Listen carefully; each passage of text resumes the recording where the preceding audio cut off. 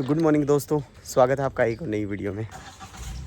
इस वीडियो में हम आए हैं करतारपुर साहिब फिर से डेरा बाबा नानक जाने के लिए। और मैं सुबह निकला था चंडीगढ़ से, मोहाली से बेसिकली 5:05 पे। तकरीबन 4 सवा 4 घंटे मुझे लगे, मैं यहाँ पे पहुँच गया। अभी तिरंगा पता नहीं क्यों उतार रखा है और ये सामने कॉरिडोर है। मेरी ये तीसरी यात्रा है और मुझे वहाँ जाके बहुत सुकून मिलता है। तो अपनी ETA जो कि आपको 15 दिन पहले लेना होता है करतारपुर साहिब की साइड से, पासपोर्ट, ये दोनों तैयार हैं। और अभी मैं कर रहा हूँ एंट्री, जहाँ आगे जाके वीडियो हो जाएगी बंद। तो मैं इस कॉरिडोर का नज़ारा दिखाता हूँ आपको कैसा है। उसके बाद फिर जब पाकिस्तान में एंट्री हो जाएगी उसके बाद ही वीडियो बनाने को मिलेगी। इंडिया वाले वीडियो बनाने नहीं देते। तो बाकी जो इन्फॉर्मेशन है वो धीरे धीरे मैं आपके साथ शेयर करूँगा। और पाकिस्तान में घुसने के बाद आप बस से जा सकते हो या पैदल जा सकते हो। अगर पैदल जाने को मिला, गर्मी है बट मैं कोशिश करूँगा कि आज पैदल जाऊँ। तो चलो फिर इंडियन इमिग्रेशन क्लियर करते हैं। ये सेम एयरपोर्ट वाला ही सीन होता है दोनों जगह पे, बल्कि यहाँ पे पूछताछ ज़्यादा होती है उल्टा। वंदे मातरम वंदे मातरम वंदे मातरम वंदे वंदे मातरम वंदे मातरम वंदे मातरम वंदे वंदे मातरम वंदे मातरम वंदे मातरम। ये लो भाई, एज इट इज़ इंडिया, सामने पाकिस्तान। क्या बात है। ये देखो, थोड़ा सा फासला है।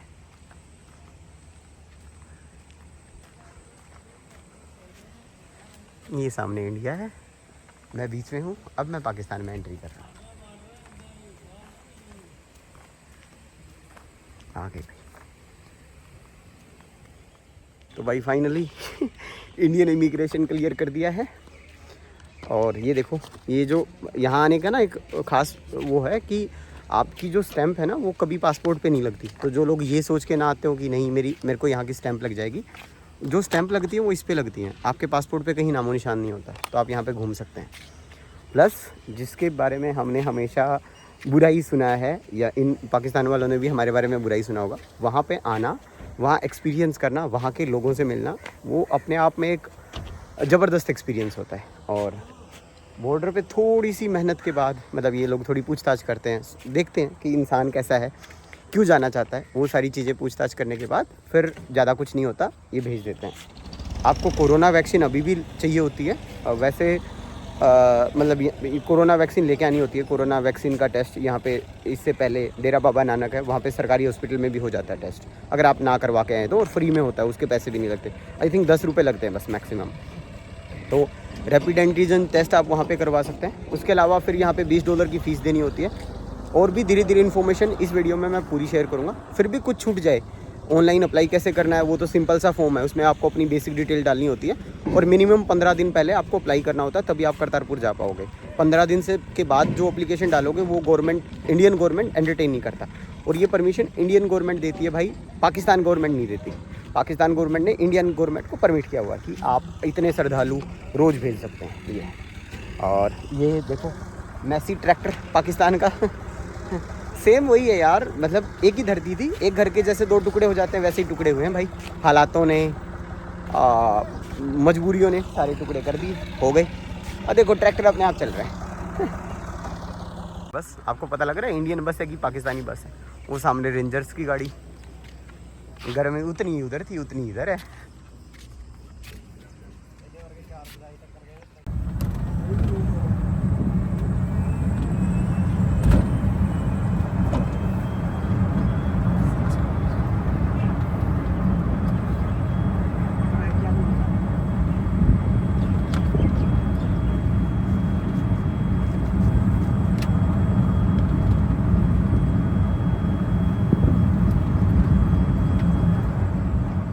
तो भाई $20 जमा कराने पड़ते हैं आपको पाकिस्तान में गुरुद्वारा घूमने की फ़ीस, इनके चार्जेस हैं। उसके बाद आपको ये रिसिप्ट मिलती है। और मैंने ये पैसे कन्वर्ट करा लिए, थोड़ा सा दिखाता हूँ आपको। एक तो मैं बैग नहीं लेके आया, ये देखो, ये पाकिस्तानी रुपए हैं। मैंने 8200 रुपये थे मेरे पास इंडियन, वो मैंने कन्वर्ट कराए हैं, तो मुझे मिले हैं कुछ 22,900 रुपये। वैसे इससे भी ज़्यादा होते हैं, लेकिन इनका कन्वर्जन चार्जेस लगा के ये थोड़े कम दे रहे हैं, मतलब 2 रुपये 80 पैसे दे रहे हैं ये। वैसे 3 रुपये से ऊपर है चार्जेस। और जितना आपको ज़रूरत हो ना उतने ही कन्वर्ट कराओ। मैंने इसलिए ज़्यादा कराए हैं क्योंकि मेरे को मेरे पापा के लिए बहुत सारे कुर्ते पजामे लेके जाने हैं, मेरी माता जी ने मंगाए हैं। तो अदरवाइज़ जितनी ज़रूरत हो उतनी लगाओ, क्योंकि पहले ये चार्जेस दोगे आप करेंसी चेंज करने के, फिर वापस इंडियन लोगे उसके चार्जेस दोगे, तो 2 बार चार्जेस लगेंगे। ये सामने इमिग्रेशन है, अभी मैं पाकिस्तानी इमिग्रेशन क्लियर करता हूँ। ये सामने प्यारा सा माहौल है, उधर पीछे रह गया अपना इंडिया। तो यहाँ पे 3 बूथ हैं, 2 बूथ हैं बेसिकली। एक जगह से करेंसी कन्वर्जन होता है, दूसरी जगह पे आपको फ़ीस देनी होती है जो कि $20 होती है। इंडियन रुपीज़ मेरे को इंडिया में से 1800 रुपये में दिए उन्होंने $20। आप कहीं और से भी लेके आ सकते हैं। चलो इमिग्रेशन क्लियर करता हूँ। तो भाई हो गया इमिग्रेशन। यहाँ तो ज़्यादा टाइम लगा नहीं, वही फिंगरप्रिंट इंडिया वालों ने लिए थे, फिंगरप्रिंट इन्होंने लिए हैं। $20 की रिसिप्ट देखी और हमेशा की तरह फिर से ये आई कार्ड पहना दिया यात्री। ये अब बस है। मौसम बहुत ख़राब हो रखा है, शायद बारिश आएगी। ये लोग बोल रहे हैं कि दुआ करो बारिश आए। तो अभी आगे चलेंगे हम। और मैंने पैदल पूछा इनसे कि पैदल जा सकता हूँ क्या, क्योंकि इस पर लिखा हुआ है कि आप पैदल जा सकते हो, बट इन्होंने मना कर दिया, जा नहीं सकते। फ्लैग इंडिया ने भी उतारा हुआ है, इन्होंने भी उतार दिया अपना फ्लैग। ये देखो फ़ोटो उधर ही खींचेंगे फिर। तो बाकी मेरे को लगता है मैंने सारी जानकारी दे दी। फिर भी आपके कोई सवाल हों तो पूछ सकते हो। $20 के बाद उसके अलावा आपको कुछ नहीं देना होता।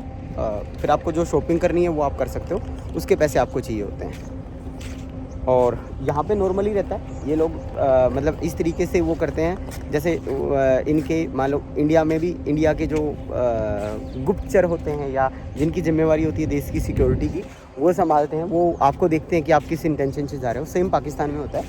लेकिन अगर आपकी इंटेंशन बहुत प्योर है जैसे मेरी है, तो आपको किसी तरीके का सोचना नहीं होता। आप जो हो आप वो बता दो, आपको कोई दिक्कत नहीं होगी और बिल्कुल खुशी खुशी जा सकते हैं। ये भी खुशी से वेलकम करते हैं, वो भी खुशी से विदा करते हैं। ये देखो धरती एक है, टुकड़े 2 हो गए हैं। तो चलो चलते हैं गुरुद्वारा में।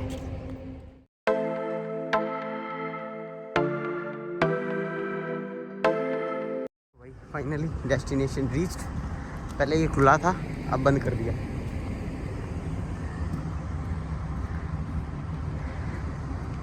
बाबा नानक जी यहाँ पे अपनी ज़िंदगी के सबसे ज़्यादा टाइम रहे थे। 18 साल से ज़्यादा का टाइम बाबा नानक जी ने यहाँ पे बिताया था। और इसी वजह से यहाँ पे जब आप आओगे आपको बहुत पीसफुल लगता है, बहुत पीसफुल।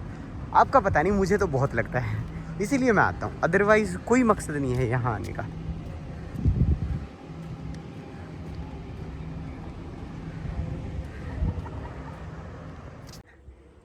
अभी भाई 11 के आसपास का टाइम हो गया और ऐसा लग रहा है पूरा सुनसान है कि पहले आने वाला यात्री मैं ही हूँ। क्योंकि हुमस के कारण तपती गर्मी, बुरा हाल है। लेकिन फिर मैं वही बोल रहा हूँ, वहाँ पे कुछ लोग हैं अभी थोड़े से दिखे हैं। फिर मैं वही बोल रहा हूँ, सुकून अब भी है। ये देखो गुरुद्वारे में सिर ढकना ज़रूरी होता है।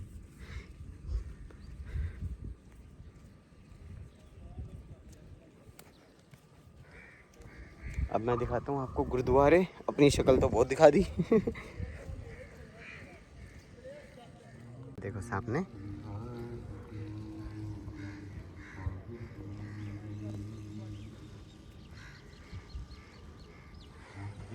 पूरा बड़ा है। वैसे गर्मी लग रही है लेकिन कैमरे में सीन अच्छा आ रहा है। और ये बिल्कुल आउटर है ना, तो बहुत सुकून है इधर। और वैसे भी यार जहाँ खुद बाबा नानक देव जी रहे हों, तो वहाँ पे मतलब मेरे को लगता है कि अगले हज़ारों साल भी सुकून ही रहेगा। क्योंकि वो अपने आप में इतने बड़े पावरफुल। सामने तलवार ये इमरान खान साहब ने लगाई थी।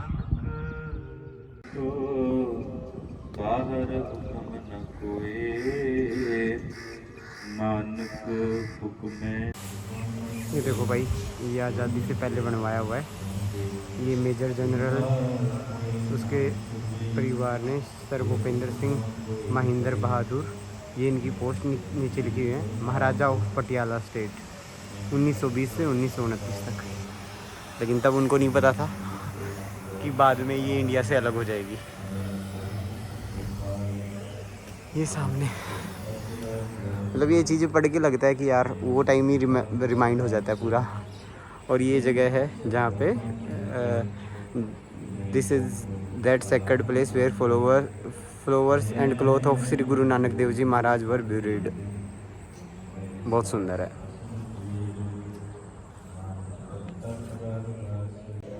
तो भाई यहाँ की हिस्ट्री कुछ आज मैंने यहाँ के लोगों से सुनी है जो मैं आपके साथ शेयर कर रहा हूँ। बट उससे पहले मैं आपको बता दूँ कि मुझे जितना सिख धर्म के बारे में पता है और जितना और धर्मों के बारे में भी पता है, मैं सारे धर्मों की बिल्कुल दिल से रिस्पेक्ट करता हूँ, बहुत ज़्यादा, और बहुत करीब हूँ हर धर्म के, क्योंकि हर धर्म का मकसद होता है इंसान की भलाई करना। तो इसलिए अगर मेरी कोई इन्फॉर्मेशन आपको सही ना लगे तो मैंने जो सुनी है मैं सिर्फ वही शेयर कर रहा हूँ। तो मुझे पहले से माफ़ी। मेरी किसी भी चीज़ से कुछ भी आपको थोड़ा सा भी महसूस हो, मेरी बिल्कुल भी इंटेंशन नहीं है। मैंने जो सुना है वो आपके साथ शेयर कर रहा हूँ। तो यहाँ पे बेसिकली जो सामने ये गुरुद्वारा है, और कोई भी मेरी वीडियो में आपको ऐसी फुटेज भी दिखे जो मेरे को नहीं डालनी चाहिए, वैसे जहाँ जहाँ इन्होंने लगा रखा है कि वीडियो नहीं बना सकते, मैं नहीं बना रहा। तो वहाँ पे एक लड़की थी जो शेयर कर रही थी, उसने मुझे बताया कि यहाँ पे गुरु नानक देव जी बहुत मतलब अपने 18 साल रहे थे, अपनी लाइफ के लास्ट 18 ईयर्स से, और उन्होंने यहाँ पे 3 उपदेश दिए थे। अभी 3 उपदेश मुझे याद नहीं हुए, मैं ज़रूर गुरु नानक देव जी के बारे में और ज़्यादा पढ़ूंगा, मुझे और ज़्यादा पढ़ाई की ज़रूरत है। उन्होंने 3 उपदेश दिए थे और यहाँ पे फिर उनको प्रैक्टिकल भी किया था। और शायद आई थिंक ये कुआं है शायद जहाँ से गुरु नानक देव जी मतलब जहाँ शायद अपने खेतों की सिंचाई वगैरह करते थे। और एक चीज़ यहाँ पे मैंने अभी जो ये फुटेज मैं अभी आपको दिखा रहा हूँ, इस फुटेज में ये है कि 1971 पे इंडियन एयरफोर्स ने आई थिंक यहाँ पे मतलब इसके कहीं तो बम गिराया था, लेकिन वो बम नहीं फटा, ऐसे कैसे रहा। ऐसी पाकिस्तान की हिस्ट्री के हिसाब से मेरा इसमें कुछ भी माइनस प्लस नहीं है। अगर इसमें कुछ झूठ सच हो तो मेरे को पहले से माफ़ी, क्योंकि मैंने जो यहाँ पे पढ़ा है मैं वही आपके साथ शेयर कर रहा हूँ, और बिल्कुल ऑनेस्ट रिव्यू, ताकि आपको चीज़ें पता हो। यहाँ पे ये देखो, तो 90 यहाँ पे मतलब वो ये दिखा रखा है कि जो गुरु नानक देव जी की जो पावर थी वो इतने मतलब महान थे, वो इतनी उनकी वाइब है यहाँ पे आज भी। और मतलब उन्होंने मुझे ये भी बताया कि गुरु नानक देव जी को ना सारे धर्मों वाले मानते थे, चाहे वो हिंदू हो गया, चाहे वो मुस्लिम हो गया, चाहे वो सिख हो गया, मतलब सारे धर्मों वाले लोग जो थे वो गुरु नानक देव जी को उतनी ही रिस्पेक्ट करते थे जितने कि सिख धर्म वाले। तो ये मैंने सुना, वो आपके साथ शेयर कर दिया। ये देखो दीवान स्थान। तो भाई घूम लिए गुरुद्वारा, लगभग मेरे को लगता है 1.5-2 घंटा लगाया यहाँ पे। अब जा रहे हैं मार्केट, और अभी थोड़ी हवा चली है तो मौसम थोड़ा अच्छा लग रहा है, वरना गर्मी बहुत ज़्यादा लग रही थी। और आज मेरे को यहाँ की मार्केट से शॉपिंग करनी है। मेरे पापा के लिए ढेर सारे कुर्ते पजामे लेने सफ़ेद, उनको लास्ट टाइम जो लेके गया था वो पसंद आया, तो मैंने बोला बताओ कितने लेके आने हैं। और ये सामने कोई गांव आ जाता है, बिल्कुल पास में, ये 100 मीटर भी नहीं होगा मेरे को लगता है, लेकिन यही है कि ये अपना बॉर्डर एरिया है, इससे आगे नहीं जा सकते, अलाउड ही नहीं है, वरना गांव भी दिखा सकता था आपको। जूम करूँगा तो आईफोन से अब भी दिख जाएगा। तो ये सबसे नज़दीक वाला गांव होगा। बाकी मार्केट दिखाता हूँ, पहले वाले व्लॉग्स में भी दिखाई है आपको मार्केट। और यहाँ से जो सामान लेके जाते हो ना, एटलीस्ट यहाँ की मिठाई, जो टेस्ट हमने कभी नहीं चखा यहाँ का, मतलब आज़ादी के बाद, तो वो एटलीस्ट आप वहाँ के लोगों को टेस्ट करा सकते हो। और यहाँ पे आने के ना बहुत सारे कारण हैं, जो कुछ शुरुआत में भी मैंने आपको बताए हैं। उनमें से एक ये भी है कि आपकी सारी गलत फहमियाँ दूर हो जाती हैं। हमें लगता है ना कि यहाँ हर कोई आतंकवादी रहता है, ऐसा नहीं होता भाई। यहाँ पे भी इंसान रहते हैं, उनको भी चैन अमन पसंद है। लेकिन यहाँ के लोगों को यही बचपन से ही सिखाया जाता है, हिंदुस्तान मतलब कुछ तो बुरा, हमें वही सिखाया जाता है, बताया जाता है। या हम माहौल से ऐसा सीखते हैं कि पाकिस्तान मतलब कुछ तो बुरा। बट यहाँ पे कुछ नहीं है, यहाँ पे भी लोग अपने घर में भाई सब सुकून से रहना चाहते हैं। वो देखो, थोड़ा जूम करके दिखाता हूँ गाँव। ये देखो भाई, दिख गया, सेम अपने इंडिया जैसे ही घर है, कुछ फ़र्क नहीं है। तो भाई अब ना मैं मार्केट के बिल्कुल नज़दीक आ गया।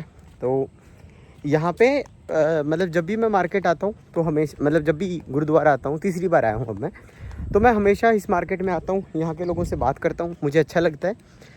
मैं ज़्यादा कुछ तो बदलाव नहीं लेके आ सकता, बट यहाँ के कुछ लोगों के मन में ये लेके आ ही सकता हूँ कि हम हिंदुस्तानी बुरे नहीं हैं। तो भाई इसी HBL ATM है, सामने से भी दिखाता हूँ। और ये देखो भाई अजीता जी बाजार कंट्रोल सेंटर, क्या बात है। ये सामने ATM, क्या बात है यार, इन्होंने तो बड़ी प्रोग्रेस कर ली मार्केट ने। ये देखो ये ATM है, इंडियन ATM चलेगा इधर? मुझे तो लगता नहीं। ओ करेंसी, क्या बात है, बहुत बढ़िया।